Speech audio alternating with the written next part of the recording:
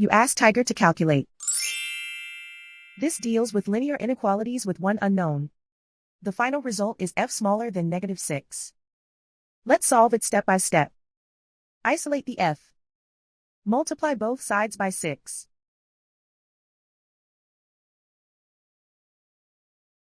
Group like terms.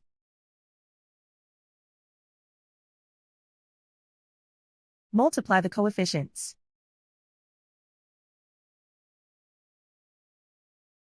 Simplify the fraction.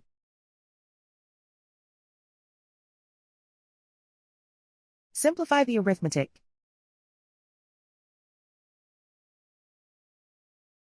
Plot the solution on a coordinate grid.